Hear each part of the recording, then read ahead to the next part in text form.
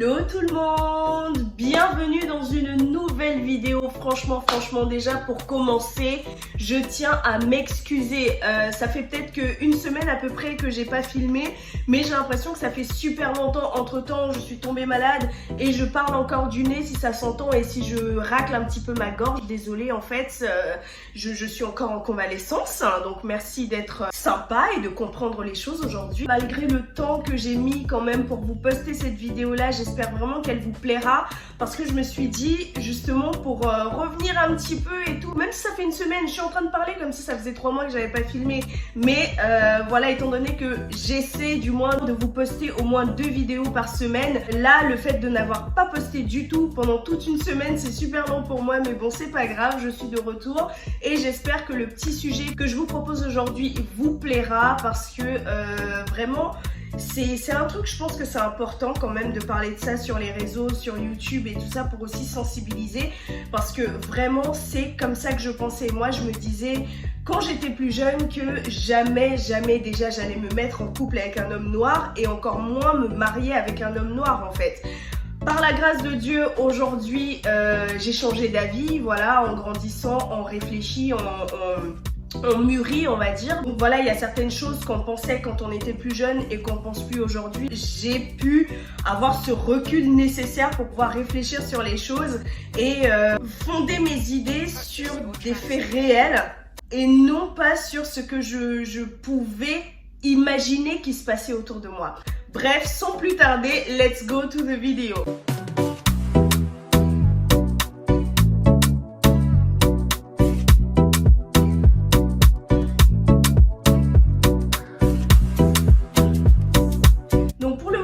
Même pas quel genre de titre je vais donner à la vidéo, mais ce sera certainement un truc du style moi épouser un homme noir, jamais de la vie, genre jamais, genre never.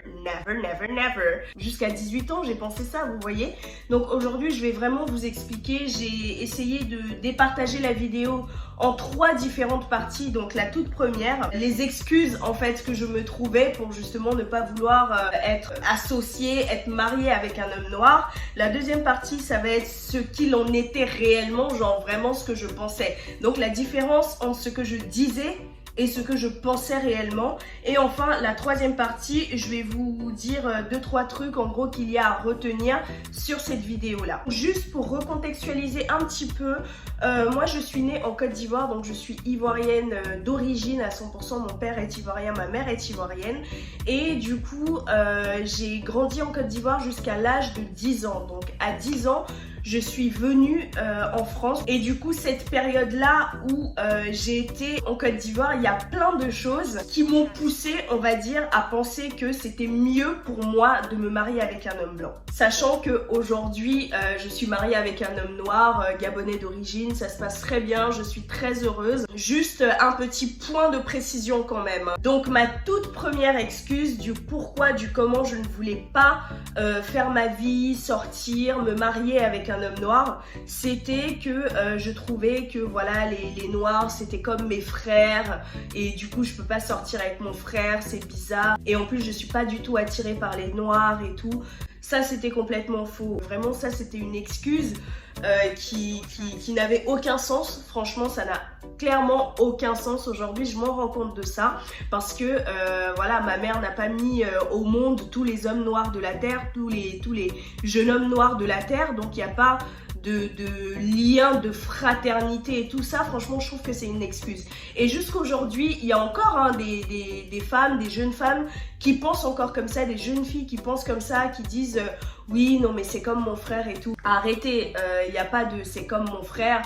Tous les blancs entre eux ne se disent pas tiens celle-là c'est comme ma soeur, ou bien tous les indiens entre eux ne se disent pas ah tiens celle-là c'est comme ma soeur. Ça n'a aucun sens en fait. Ensuite la plus grosse de mes excuses qui faisait que en gros je ne voulais absolument pas me marier avec un homme noir, c'est que je ne voulais pas que mon mari me frappe, me violente, me trompe, tout ça parce que en gros Quand on regardait des films et tout, et je vais en venir après aux hommes de mon entourage et tout ça, quand on regardait même rien que des films, tout ce qui passait à la télé avec des blancs, c'était des films à l'eau de rose avec l'homme qui est très amoureux, qui est prêt à tout, les Pretty Woman et tout ça, vraiment l'homme qui décrocherait, vous savez, la lune pour sa meuf, quoi, vraiment. Et derrière, quand on regardait des films avec des hommes noirs ou africains, dedans, c'était l'image, si vous voulez, de Bohiri dans ma famille. C'était l'homme qui trompait sa femme, qui mentait, c'était l'homme qui filoutait, qui faisait tout ce qu'il y avait de sombre en fait, des bails vraiment sombres, vous voyez. Et moi, je ne voulais pas du tout d'un homme comme ça. Je me disais que moi aussi, j'ai envie de vivre une belle histoire d'amour avec quelqu'un qui m'aime et tout ça, et qui sait me parler, qui sait m'apporter des fleurs, qui sait me chouchouter en fait, vous voyez. Et c'était ça qui faisait que directement, même dans ma conscience d'enfant, j'ai directement catalogué les hommes noirs comme étant des batteurs de femmes, comme étant des trompeurs, des menteurs, tout ça. Et dans l'autre cas, je mettais les hommes blancs qui étaient doux, qui étaient câlins, qui disaient je t'aime, qui étaient présents, qui faisaient tout ça en fait, vous voyez. Donc déjà là, je sais pas si c'est une excuse en tant que telle, mais en gros, c'était ce que je voyais autour de moi qui me conditionnait concernant les hommes de ma famille. Je me souviens pas réellement d'avoir vu ou d'avoir déjà assisté à des oncles qui trompent leurs femmes ouvertement ou qui battent leurs femmes, tout ça. Tout ce que je voyais, c'était quand même la femme qui se démenait, qui se donnait, si vous voulez, à 100 000% pour pouvoir rendre son mari heureux. Que ce soit dans la nourriture, que ce soit dans les soins, que ce soit dans la façon de lui parler, tout ça, je voyais toujours la femme se donner à 10 000% et derrière, je voyais pas forcément les hommes autour de moi faire des cadeaux à leurs femmes, leur dire je t'aime, être attentionnés, faire des câlins ou des bisous quand ils rentrent du travail et tout ça, vous voyez. Et du coup, c'est tout ça qui a encore conforté mon idée selon laquelle les hommes blancs étaient comme ci et les hommes noirs étaient comme ça. Et du coup, vu que je ne voulais pas ça, ça voulait forcément dire que je voulais ci. Je sais pas si vous comprenez très bien, mais en gros, c'est ça l'idée. Aujourd'hui, avec du recul, en fait, je me rends compte que malgré le fait que l'esclavage soit bien loin de nous, qu'on essaie justement de mettre de côté cette idée de l'homme blanc supérieur à l'homme noir, je me rends compte qu'aujourd'hui, dans pas mal de mentalités africaines, l'homme blanc reste quand même supérieur à l'homme noir. C'est pas des choses que ces personnes-là qui pensent de cette façon, c'est pas des choses qu'elles viendront ouvertement vous dire en fait. Jamais elles viendront ouvertement vous dire « Ah oui, moi je trouve que les blancs, voilà, ils sont mieux que nous ou quoi. » Mais dans certains comportements, on le voit bien, franchement, on le voit bien. Par exemple, quand j'étais à l'école à Abidjan, je me rendais compte, et je vous dis, enfin ça, j'avais 6 ou 7 ans, c'était dans les classes en dessous, vous voyez. Et je me suis tout de suite rendu compte, en fait, que les enfants métis et les enfants blancs, on les frappait pas. En fait, je vais vous expliquer. Pour les gens qui savent pas, et j'espère qu'aujourd'hui ça a changé, hein. Franchement, je sais pas du tout comment ça se passe aujourd'hui et tout en Côte d'Ivoire, mais je sais qu'à mon époque, là je vous parle des années 2000, donc début années 2000, on punissait, si vous voulez, les élèves à l'école en fait. Genre, tu fais pas tes devoirs, tu te tiens mal, tu fais des bêtises et tout. Au lieu de te donner des lignes à recopier ou un truc comme ça, on va te demander de tendre la main, te taper dans la main et tout ça, ce genre de choses en fait. C'était des punitions corporelles comme ça. Et du coup, moi j'avais tout de suite remarqué que les enfants blancs et les enfants métis, genre on les frappait pas. Dans mon école c'était comme ça, on les frappait pas du tout. Quand on devait les punir, quand les parents venaient les chercher ou bien les nounous venaient les chercher, on disait aux nounous, on disait aux parents, mais jamais on se permettait de lever la main sur eux. D'ailleurs, je me rappelle d'une copine comme ça de classe, elle s'appelait Jessica, je me souviens très très bien aussi de son nom de famille, mais je vais grave pas l'exposer ici, c'est pas le but. Jessica, bon c'est vrai qu'elle travaillait bien aussi, mais comme tous les enfants, elle faisait des bêtises. Et quand on faisait tous des bêtises, nous, on nous frappait en fait, on nous tapait, on disait à nos parents et derrière nos parents s'occupaient bien de nous aussi. Mais Jessica, elle était tout de suite mise de côté en fait, genre on la tapait pas, rien du tout.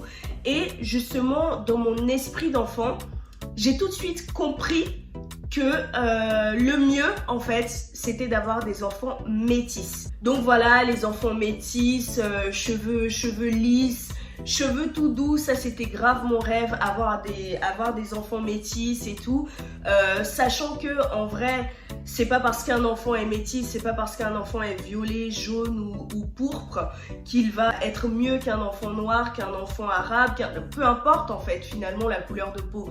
Mais moi, dans mon esprit d'enfant et dans ce que je voyais autour de moi, c'était ça en fait. L'enfant métis est au-dessus de l'enfant noir. L'enfant blanc est au-dessus de l'enfant noir. Donc pourquoi vouloir être noir finalement?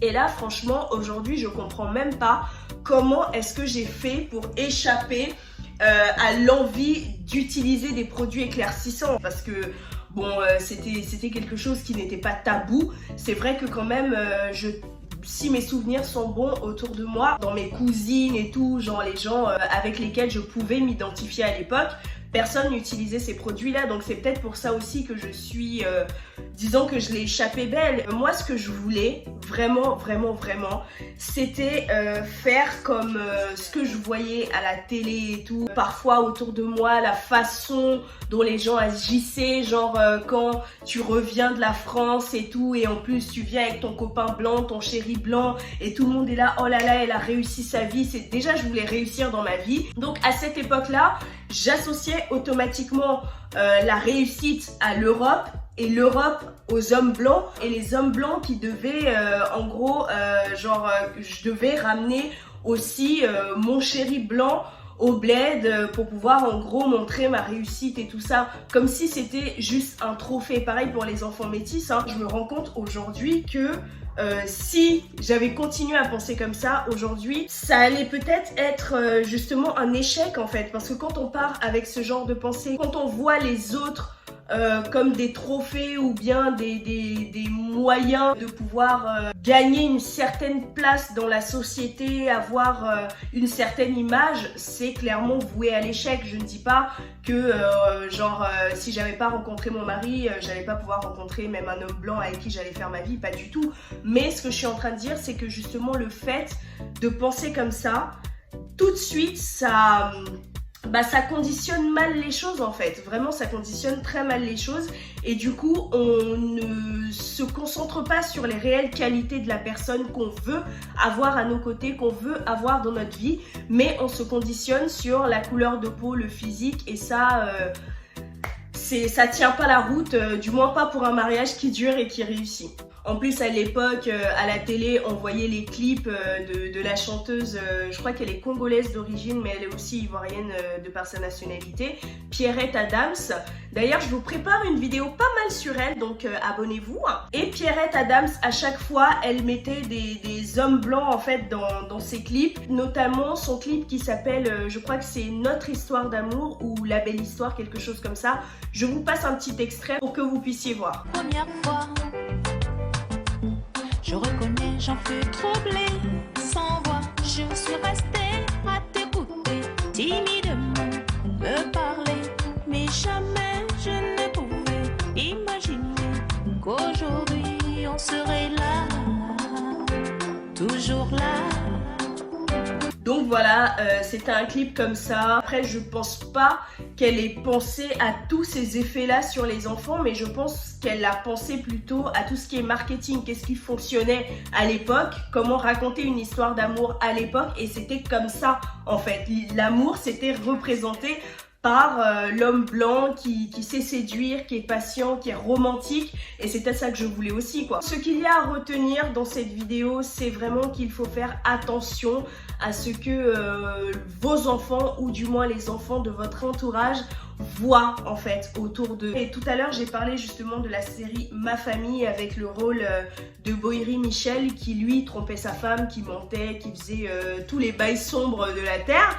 Mais justement, si genre vous regardez des vidéos comme ça avec des enfants de votre famille ou même vos enfants, expliquez-leur bien que ce n'est pas un bon comportement en fait, et que le monsieur il incarne un rôle pour dénoncer ce genre de comportement là et tout, et que ce n'est pas un truc acceptable. Si vous avez une fille, dites-lui bien que ce n'est pas un comportement acceptable pour un homme et tout ça. Enfin, essayez de faire vraiment de votre mieux pour pouvoir vraiment inculquer les bonnes valeurs à vos enfants. Parce que si derrière ma mère n'avait pas pris le temps justement de me rappeler ma valeur, de faire tout ce travail-là, je pense que j'aurais emporté ces casseroles avec moi dans ma vie d'adulte et aujourd'hui j'aurais fait des mauvais choix amoureux comme beaucoup de personnes le font encore aujourd'hui quoi. Et en parlant de ça, ça me rappelle une petite anecdote avec ma copine Stéphie de l'époque. On traînait tout le temps ensemble, surtout en été. D'ailleurs Stéphie, si tu passes par là, je te fais plein de bisous.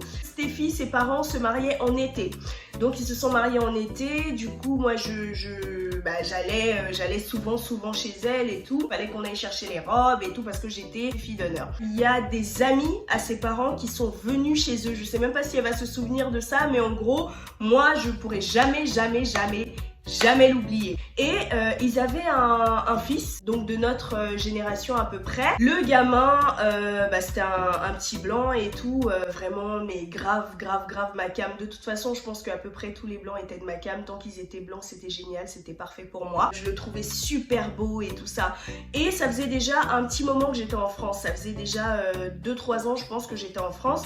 Donc ma mère avait déjà fait ce travail-là sur moi de rappeler la valeur que j'ai et tout ça, et les choses à accepter, les choses à ne pas accepter, tout ça. Et du coup, un jour, on était en train de jouer et ce jeune homme-là, genre il y a ma copine, il y a Stéphie qui lui a demandé du coup, mais toi, s'il y avait une fille ici à choisir et tout, je crois que c'était pour danser au mariage ou un truc comme ça, qui est-ce que tu choisirais?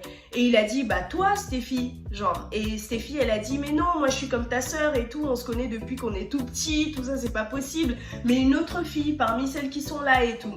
Axel a entendu, Axel a fait comme si elle n'a pas entendu, elle était dans le coin là, mais elle l'écoutait, elle ouvrait bien ses oreilles. Donc déjà le mec il m'avait vexée parce qu'il avait choisi Stéphie au lieu de me choisir moi en premier. On continue. Après genre une dizaine de secondes à dire non je sais pas et tout, je sais pas. Il dit bah je sais pas Axel.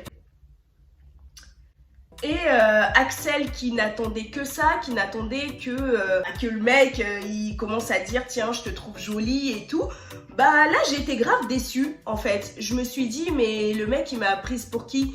Il m'a prise pour la dernière des serpillères ou le dernier des chiffons qu'on choisit parce que le chiffon propre il est déjà pris ou parce qu'il peut pas, il est déjà utilisé par quelqu'un d'autre. Je me suis dit mais non là c'est pas possible. Et du coup quand Stéphie m'a dit mais Axel t'as pas entendu et tout, j'ai dit ouais et alors, genre un truc comme ça, genre la meuf genre qui n'en a rien à faire. Mais en vrai je me suis rendu compte en grandissant, en me souvenant aussi de cette scène, que j'avais déjà commencé à prendre conscience en fait de ma valeur. C'est pour ça que c'est important de faire ce travail là sur vos enfants, vos garçons, vos filles. Faites attention à leur dire vraiment la valeur qu'ils ont. Ne les dépréciez pas, ne les rabaissez pas, vraiment. Faut leur dire quoi, vous voyez, vraiment encenser votre enfant. La petite morale de l'histoire pour les jeunes filles qui me regardent ou même les femmes et tout, qui se sont un petit peu reconnues dans cette vidéo là, essayez plutôt d'orienter vos critères ailleurs que sur le physique en fait de la personne que vous voulez. Parce que si vous restez juste sur le physique, ce n'est pas le physique de la personne, ce n'est pas avec la beauté de la personne que on fait des projets, qu'on élève des enfants, qu'on gagne le respect, tout ça, ça n'a rien à voir. Donc oui, c'est bien mignon de dire oui, j'aime les mecs de 1m80, faut qu'ils soient comme ci, faut qu'ils soient comme ça. Mais derrière, essayez de plus vous focaliser sur tout ce qui est caractère, comportement, façon de penser, psychologie et tout ça, c'est vraiment, selon moi, le plus important. On arrive enfin à la fin de la vidéo. J'espère que ma transpiration s'est pas trop vue parce que vraiment j'ai super chaud. Merci à tous d'être restés jusqu'à la fin de ma vidéo. Je pensais qu'elle allait être d'ailleurs un peu plus courte que ça, mais bon, quand on discute comme ça, on se souvient de plein de trucs et tout, et franchement j'ai trouvé que c'était super important de le partager avec vous. N'hésitez surtout pas à me mettre ce que vous en pensez en commentaire. Qu'est-ce que vous pensez justement de ce genre de mentalité? Est-ce qu'il y a des gens qui pensent comme ça? Est-ce que vous-même vous pensez comme ça? Quelles sont vos excuses pour pouvoir vouloir justement vous marier avec une autre personne, pas une personne noire si vous voulez, si vous êtes noir, et pas une personne blanche si vous êtes blanche? Dites-moi tout ça dans les commentaires, likez, abonnez-vous, franchement abonnez-vous parce que là il y a du lourd qui va arriver. Je travaille énormément sur justement mes propositions de vidéos sur l'année 2022 là. Il y a du lourd qui va arriver. Normalement ça devrait plaire, vraiment plaire à tous les amoureux de la musique. Donc abonnez-vous parce qu'il y a de grandes choses qui vont arriver là et c'est du lourd, juste ça. Donc voilà, merci beaucoup d'être resté jusqu'à la fin de la vidéo. Je vous fais plein de bisous et je vous dis à très vite pour une nouvelle vidéo. Ciao!